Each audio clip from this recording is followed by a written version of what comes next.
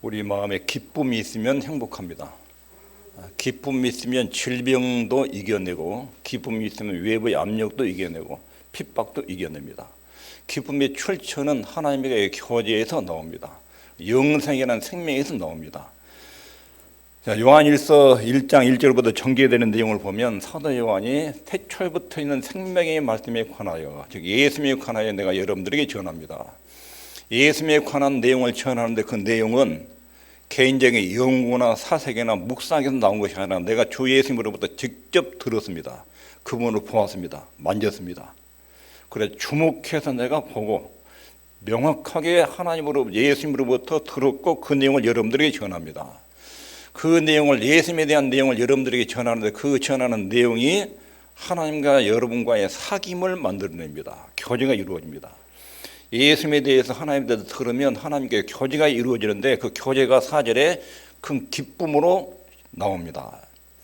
그리고 그 기쁨을 유지하는데 잘못된 교제 방법에 대해서 지난주에 경고했습니다. 잘못된 교제 방법, 건강한 교제 방법은 복음 안에서 성경적인 교제입니다. 성경 말씀의 건강한 교제. 잘못된 교제는 신비적인 방법, 내 경험과 신비로운 체험을 앞세우고 하나님 말씀이나 십자가를 무시하고 예수님을 빼고 성경을 빼고 그리고 신비로운 경험 안에서 하나님을 교제하려는 이런 시도는 건강한 교제를 막습니다. 그러고 나서 5절부터 하는 내용은 건강한 교제를 위해서 유지하려면 어떻게 해야 되는지, 그 풍성한 교제를 유지하려면 하나님으로부터 출발해야 됩니다. 다시 말해서 인간 중심의 사고를 하면 건강한 교제가 안 됩니다. 하나님 중심의 생각을 해야 건강한 교제가 이루어집니다. 그런 뜻입니다. 인간은 사람 중심으로 생각하면 혼란스럽습니다. 하나님 중심으로 생각하면 모든 삶의 질서가 정리가 되고 정돈이 되고 마음의 평안과 기쁨을 유지할 수 있습니다. 요한은 아주 서론부터 곧장 본문 주제로 뛰어듭니다. 1장 1절부터 생명의 말씀에 대해서, 즉 하나님에 대해서 바로 이야기합니다. 하나님으로부터 말씀을 시작을 합니다. 그리고 이 4절 5절에 이것을 쓰면 우리의 기쁨이 충만케 함이로다.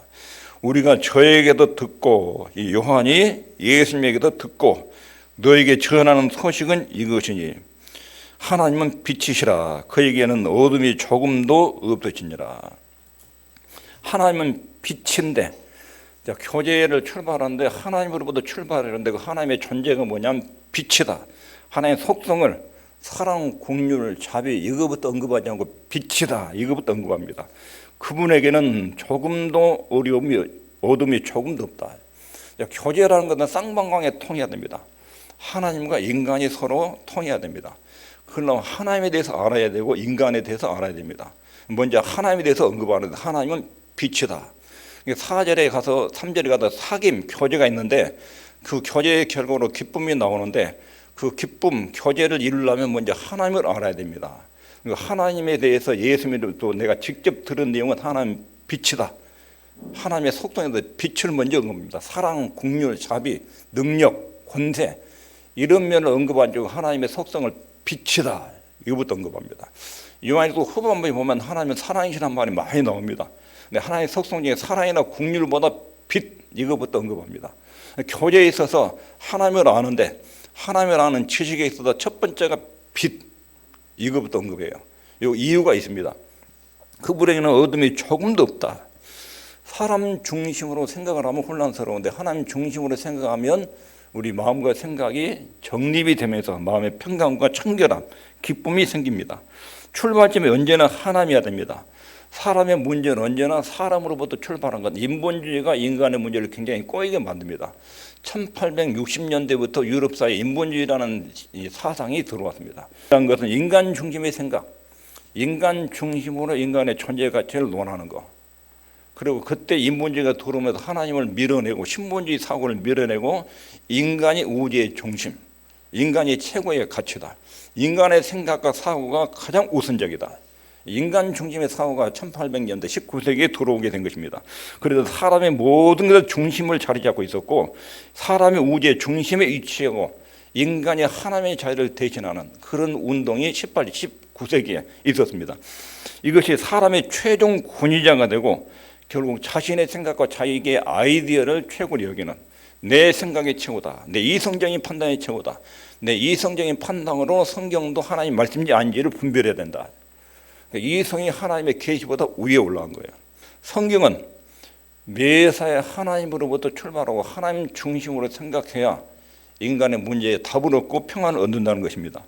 만일 사람으로 더불어 출발하면 잘못된 길로 치닫게 되고 사람의 논리와 생각에 맞춰 살다 보면 기준이 없으니까 삶의 기준, 진리의 기준과 척도가 사라지니까 혼란이 가중된다는 것입니다. 하나님의 시각에서 사람과 환경을 바라봐야 된다는 것입니다. 자기 인생과 역사와 나라에 대해서 하나님의 관점으로 하나님 중심으로 바라봐야 이해가 되지 사람 가치관 중심으로 보면 혼란이 가중된다는 것입니다. 그래도 하나님은 빛이시라.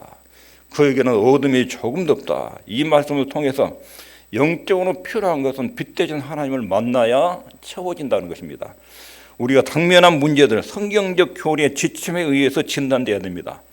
이단이나 다른 종교들은 인간의 필요를 자기 종교가 다 제공할 수 있는 것처럼 사람을 속입니다. 그러나 그러지 않습니다. 고통에는 어려움 없이 필요한 것이 채워질 것처럼 제안하는 것, 이단적인 것입니다.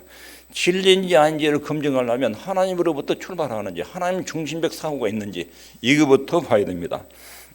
하나님이 모든 것의 중심에 계십니다. 우리가 안고 있는 대부분의 문제는 내 생각대로 철회해가지고 꼬인 문제들이 대부분입니다.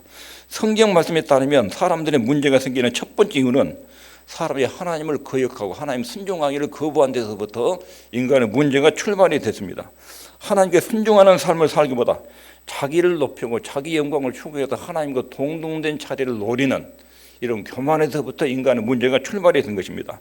우리의 필요, 우리의 소원, 우리의 행복 이거부터 관심을 가지고 출발하면 신앙생활이 꼬입니다. 하나님으로부터 출발하고 하나님 중심으로부터 생각을 해야 됩니다. 두 번째 있습니다. 시작. 예수님 안에서 주어진 하나님에 관한 계시를 받아들여야 됩니다. 그래야 풍성한 교제, 기쁨을 유지할 수 있습니다. 하나님 중심적 사고. 두 번째로는 예수님을 통해서 우리에게 전달된 하나님의 계시를 수용해야 됩니다. 5절 내용에 보면 우리가 저에게서 듣고, 여기 우리란 말은 사도 요한을 포함해서 12제자들, 우리 12사도는 예수님에게서 직접 들었다. 너에게 전한 소식은 이것이다. 우리 연구 결과가 아니다. 내가 깨달은 내용이 아니다. 예수님으로부터 직접 들은 내용이다. 이 신적인 근원을 말해요. 이 메시지의 기원이 우리 연구 결과, 경험, 철학 이런 것이 아니라 예수님으로부터 직접 들은 내용을 여러분들에게 전하는데 그 내용은 뭐냐면 하나님은 빛이시다. 하나님에 대한 지식에 있어서 하나님은 빛이시다. 그에게는 어둠이 조금도 없으시다. 무엇이 하나님에 대한 진리인가? 하나님이 어떤 분으로 알아야 되는가? 하나님과의 교제가 이루어지려면 하나님을 알아야 되고 인간을 알아야 됩니다. 인간을 어떻게 알아야 되는지 뒷부분에 나옵니다. 하나님을 알아야 되는데 하나님은 빛으로 알아야 된다. 빛으로. 우리는 하나님으로부터 나온 계시 말씀을 받아들여야 됩니다. 하나님을 이해할 때 사랑의 하나님, 좋으신 하나님, 긍휼의 하나님, 능력의 하나님, 권능의 하나님 중요한데 이것부터 출발하면 어떤 문제가 생기냐면 하나님이 나를 사랑한다는데 하나님이 인간을 사랑한다는데 왜 북한 같은 일이 생기고 왜 무항공 같은 거 슬픈 일이 생기고 왜 전쟁이 터지고 그 부분에서 이해가 안 되니까 하나님에 대해서 막 비난하고 공격하는 이런 위험이 생깁니다. 하나님을 알 때 좋으신 하나님, 사랑의 하나님 그 이전에 사도 요한이 지금 소개하는데 예수님께로부터 배운 하나님은 빛이시다. 우리는 이것부터 배웠다. 이렇게 지금 소개를 하고 있습니다.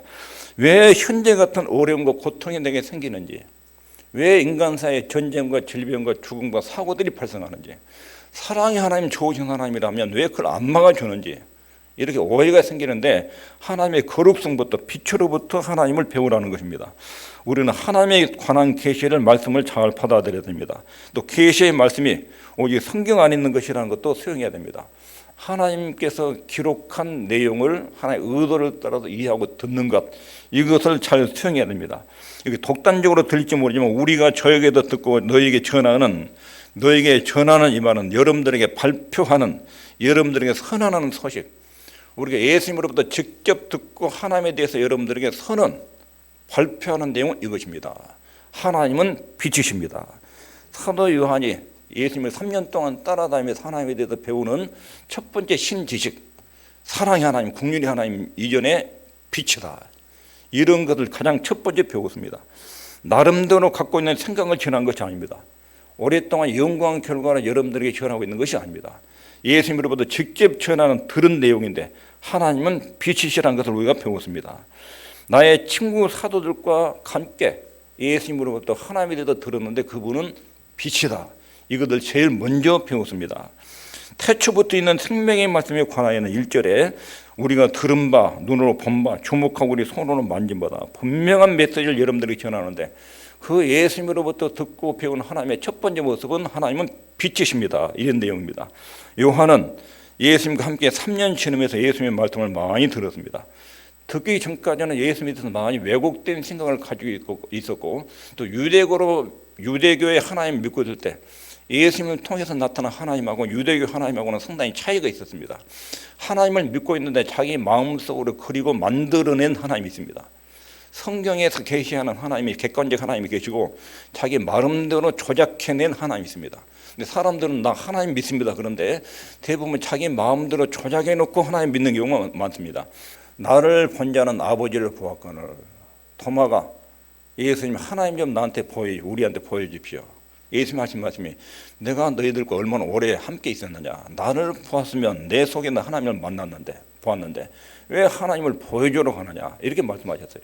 예수님 자신이 하나님이라는 것입니다. 그분이 우리에게 말씀하셨습니다. 그리고 사도 요한은 그분의 입에서 나온 말씀을 직접 들었습니다. 그리고 그 내용을 전달하는데 그 내용에 하나님은 빛이시다는 것입니다. 성경 말씀이 우리의 최종 권위라는 거예요. 과학이나 철학을 우리 판단 기준으로 여기면 안 된다는 것입니다. 인간의 이성, 지성은 어느 정도 살아가는데 도움이 됩니다. 이성과 지성은 하나님이 주신 은혜의 영역이고 그걸 전혀 무시하지 않습니다. 인간의 지성이나 생각하는 능력, 이것은 살아가는 데 큰 도움이 됩니다. 그런데 이성과 지성이 할 수 없는 영역이 있습니다. 인간의 이성과 지성은 하나님을 아는 처지까지 안내하지 못합니다. 인간의 지성으로는 하나님을 찾아내고 알고 발견할 수 없습니다. 요한은 우리가 아버지와 그 아들 예수님과 함께 사귐을 가질 수 있다. 그리고 그 사귐은 철저하게 계시된 예수님 안에도 계시된 말씀에 의존해서 사귐이 이루어져야 됩니다. 그래야 그 교제가 기쁨을 만들고 그 기쁨이 세상의 모든 악과 죄를 이겨내는 능력이 나옵니다. 이렇게 표현합니다. 사귐이란 것은 하나님과 교제는 예수님을 제쳐놓고는 불가능합니다. 예수님 안에서만 교제가 가능하고 예수님을 통해서만 구원이 이루어질 수 있습니다. 이걸 굉장히 강조하고 있습니다. 예수님을 제쳐놓고 직접 교제하는 것은 하나님을 알 수 없습니다. 요한복음 14장 6절 요한이 기록한 내용이지요. 내가 곧 길이요 진리요 생명이니 나로 말미암지 않고는 아버지께로 올 자가 없느니라. 하나님과의 교제에서 예수님이 빠지면 교제가 안 됩니다. 그러니까 이 말은 신비주의의 교제 방법을 전면으로 부정한 거예요. 예수님, 성경 빼고 하나님과 교제는 안 된다. 그건 가짜다. 예수님과 성경 없이도 신비로운 하나님 만날 수 있다고 생각하는 이런 신비주의적인 교제 방법을 여기서 거부하고 있습니다. 우리 주님은 나로 말미암지 않고는 아버지께로 올 자가 없느니라. 그리고 교제에 있어서 하나님과의 교제가 이루어져야 기쁨이 생기는데 그리고 기쁨이 내 세상을 살아가고 이길 수 있는 활력이 되는데 그 교제는 예수님이 중심 주제라는 거예요. 예수 그리스도를 빼고 하나님과 교제가 안 된다는 거예요. 예수님 안에서만 교제가 가능하다는 것입니다. 교제에 있어서 가장 중요한 것이 예수님이라는 것입니다. 예수님이 전한 내용의 말씀, 예수님을 통해서 계시된 메시지, 이것이 하나님을 만나게 하고 인간이 죄인된 인간이 하나님과 사귐이 있도록 만드는 요소라는 것입니다. 이 말씀은 우리가 그로부터 들은 바 너에게 전한다. 나 요한은 예수님을 따라다니면서 3년 동안 그분으로부터 직접 하나님의 말씀을 들었다. 그리고 그분이 전달한 하나님의 첫 번째 메시지는 하나님은 빛이다. 사랑, 은혜, 자비, 공률 이것도 중요한데 하나님에 대한 지식은 첫 번째 빛이다. 내가 예수님을 만나기 전에도 하나님에 대해서 가물가물 지식이 있었다. 예수님을 만날 때도 예수님에 대한 지식이 있었는데 여기에 편견들이 너무 많았다. 모르는 것이 너무 많았다. 3년 동안 따라다니고 오순절 성령 강림한 이후에 예수님 말씀이 생생하게 떠오르고 하나님의 이미지도 생생하게 배우는데 하나님은 빛이다. 그리고 그 예수님 안에도 교제가 이루어져야 진정한 교제라는 것입니다. 우리는 예수님과 함께 출발해야 됩니다. 우리에게 주어진 계시의 말씀 안에서 하나님을 만나야 됩니다. 예수님을 빼고 하나님과의 교제가 이루어지지 않습니다. 하나님께서는 계시의 말씀을 구약 시대 때 아브라함, 이삭, 야곱, 욥 이런 족장들을 통해서 기록으로 남겼습니다. 많은 선지자를 세워서 하나님 말씀을 기록해 놨습니다. 그리고 이 족장들과 선지자들이 기록한 내용을 통해서 하나님을 배우고 이해하는 데 많이 도움이 됩니다. 그런데 마지막 날에 히브리서 1장 1절에 이 모든 날 마지막에 하나님이 아들로 직접 말씀하셨다. 요한이 강조하고 있는 부분이에요. 구약의 아브라함, 이삭, 야곱 족장들 선지자들이 많이 했지만 하나님이 직접 사람 몸을 입고 아들을 통해서 직접 하나님에 대해서 우리에게 알려줬다. 그러니까 내가 여러분들에게 전하는 이 메시지 요한 1, 2, 3서 기록 내용은 섣불리 들고 가볍게 들을 내용이 아니다. 구약 선지자들이 전했던 그 하나님, 그냥 모세 율법에서 가르쳤던 그 하나님, 그걸 우리가 직접 눈으로 보고 그분으로부터 듣고 배웠다. 그리고 그 내용을 여러분들이 전한다. 이것을 듣고 믿어야 하나님과 교제가 이루어지고 영생이 이루어지고 사단과 죄와 세상의 핍박을 이겨낼 수 있다 하는 것입니다.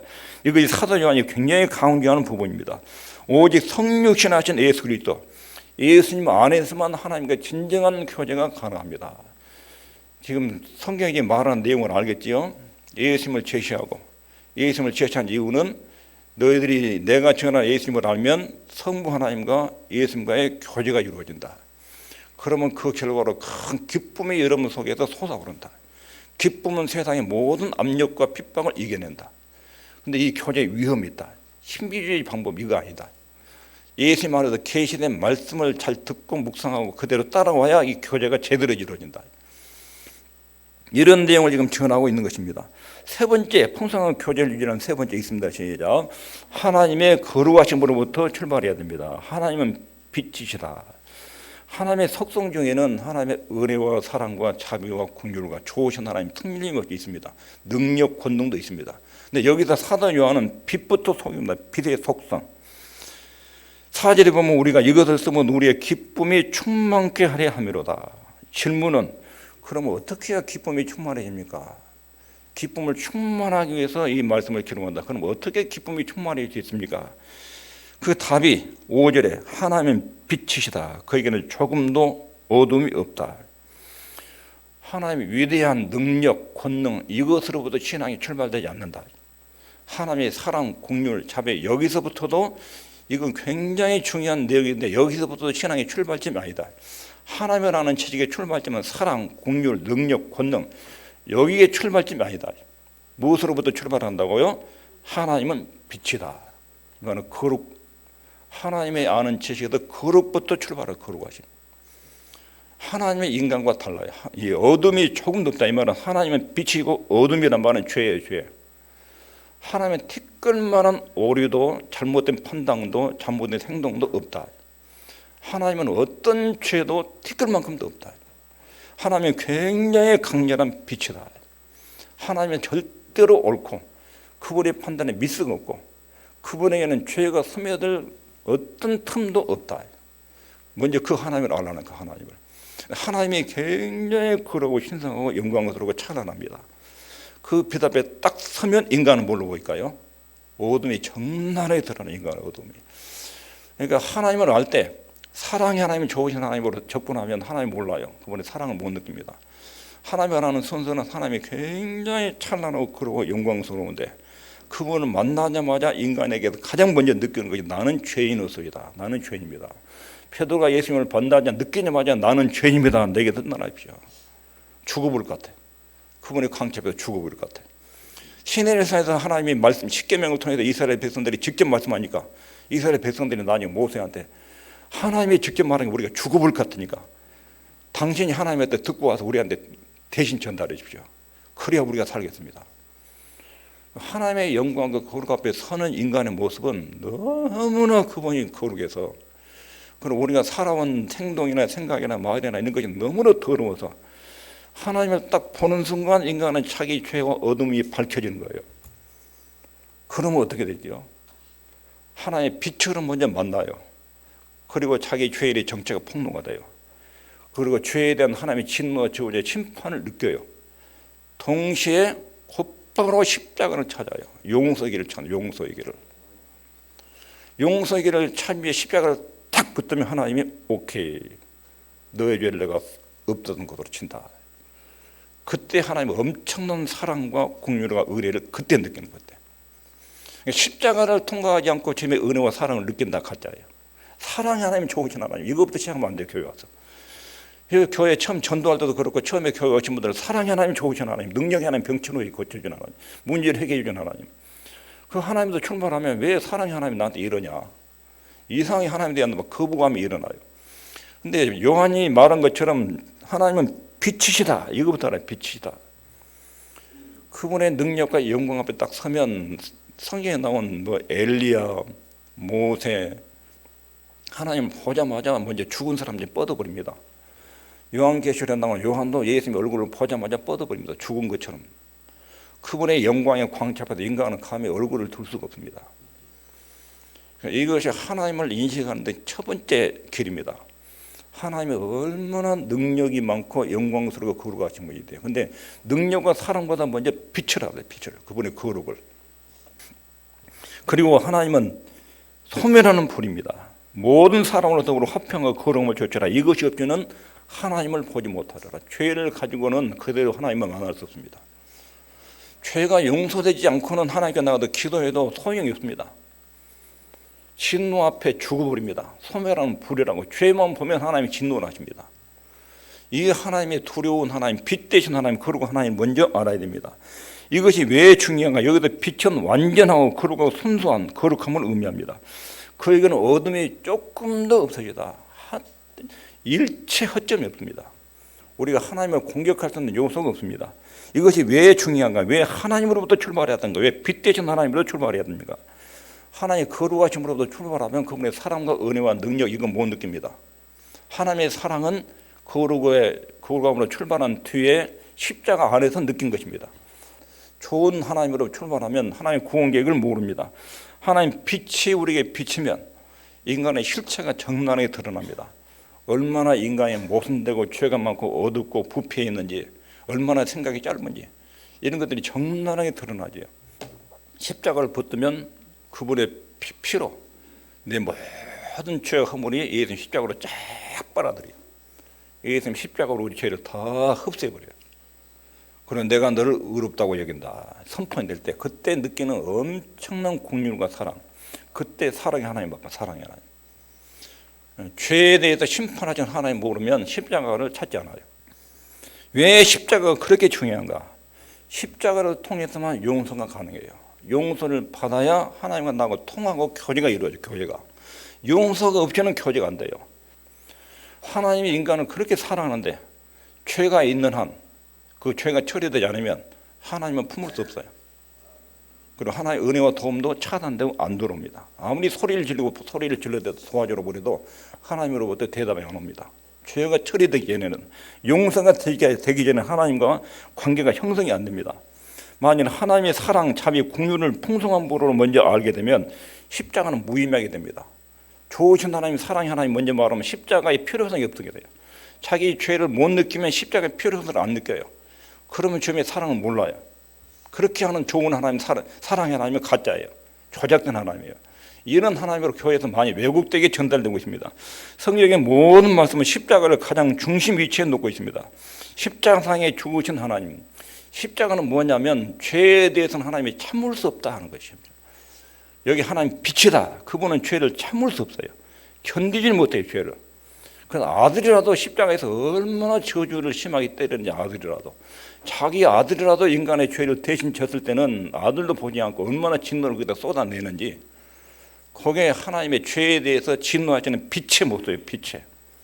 하나님을 굉장히 안일하게 느끼는 분이 있어요. 하나님을 좋은 하나님, 사랑의 하나님, 뭐든지 다 눈 감아주고 넘어가는 하나님, 용서의 하나님, 십자가는 부르지 않고 찾지 않고, 이러면 하나님을 그 사람 왜곡되게 이해가 돼서 조금만 어려움이 생기면 하나님 나한테 왜 그러냐고, 나를 사랑한다 왜 그러냐고, 이런 굉장히 위험한 태도를 보이게 됩니다. 하박국서 1장 13절을 보면 주께서는 눈이 정결하심으로 악을 참아보지 못하지만 폐역을 참아보지 못하시거늘. 하나님은 빛이시기 때문에 절대로 죄를 그냥 넘어갈 수 없어요. 죄를. 이분의 속성은 공의로우셔요. 죄를 절대로 그냥 묵과할 수 없어요. 용서를 받지 않고는 넘어갈 수 없어요. 죄 문제는. 이게 하나님이 빛이라는 의미입니다. 현대 신학자들은 십자가를 평가절하해요. 십자가, 도살장 신학. 왜 그 잔인한 십자가를 자꾸 말하냐, 도살장 신학. 하나님은 좋으신 분이고 사랑이 많고 공길이 많고 이런 하나님으로 자꾸 소개해요. 그러면 하나님 공의가 사라집니다. 하나님의 거룩함으로부터 신앙이 출발해야 됩니다. 거룩함, 빛 되신 하나님. 그분 앞에서 인간이 얼마나 큰 죄인지를 알기 전까지는 하나님을 제대로 알 수 없고 은혜의 통로가 막힙니다. 거룩하심으로부터 출발해야 왜 하나님이 인간의 몸을 입고 오셨는지, 죄를 얼마나 싫어하길래 예수님이 아니면 인간의 죄를 처리할 수 없었는지, 이것을 이해해야 복음을 알게 되고 하나님을 믿는 도리를 알게 됩니다. 만일 하나님의 거룩하심으로부터 출발하지 않으면 하나님과의 교제, 이것이 안 되고 잘못된 주장에 현혹됩니다. 거룩하신 하나님을 대면하지 못하면 스스로 만들어낸 잘못된 상상의 하나님을 잘못 믿는 경우가 있습니다. 하나님 이미지가 자기 속에서 왜곡되어 있으면 성경이 말하는 하나님 믿는 것이 아니라 자기가 만드는 하나님을 믿습니다. 이것이 금송아지 신앙이에요. 금송아지 신앙. 현대 속에도 금송아지 신앙을 많이 숭배해요. 하나님을 자기 나름대로 좋은 이미지를 만들어요. 그래가지고 이 하나님 좋다고. 그러다가 이런 사람은 조금 어려움 당하면 다 떠납니다.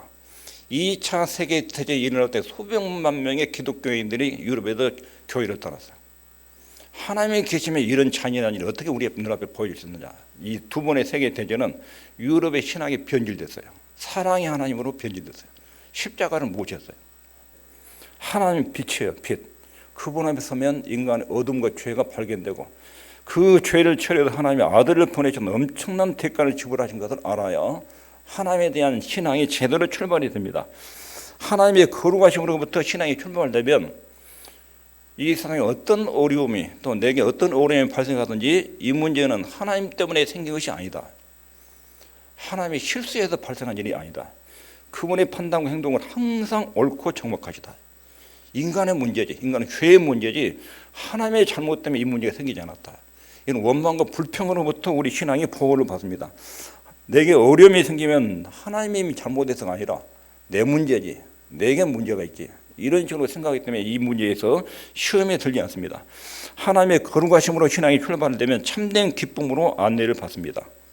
우리가 지속적인 참 기쁨을 간직할 수 있는 유일한 길은 하나님의 거룩으로도 출발해야 됩니다. 하나님은 빛이다, 빛이다. 그분에게는 조금의 허점이나 약점이나 모순이 없다.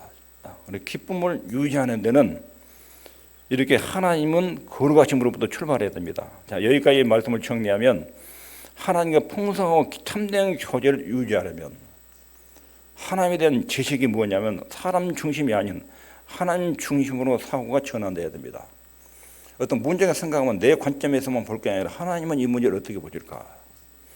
이 문제가 하나님이 전부 다 전후적으로 알고 계신데 왜 이런 문제가 내 생에 찾아왔을까?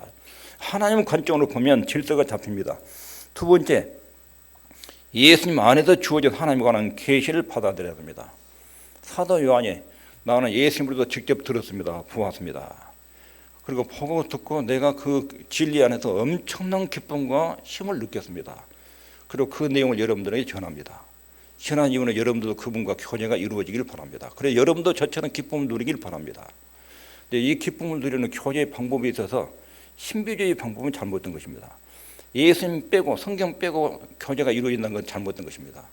그러나 이 교제의 출발점은 하나님으로부터 출발해야 됩니다. 하나님으로부터. 하나님의 거룩하심으로부터 출발해야 됩니다. 사랑의 하나님, 긍휼의 하나님, 좋으신 하나님부터 출발할 것이 아니라 그분은 빛이시다. 여기서부터 그분을 알아가야 됩니다. 하나님 얼마나 죄가 없고 허물이 없고 깨끗한 분인지 그분 앞에 서면 우리가 얼마나 모순이 많고 죄가 많은지 이것을 알아야 됩니다. 하나님을 알 때 빛 대신 하나님부터 거룩부터 알아야 되고 그 다음에 거룩을 알면 내 죄가 보이고 내가 죄가 보이면 십자가로 가게 되고 그러고 나면 그 안에서 긍휼과 사랑이 느껴집니다. 이게 하나님을 아는 신지식의 절차이고 순서입니다. 기도하겠습니다.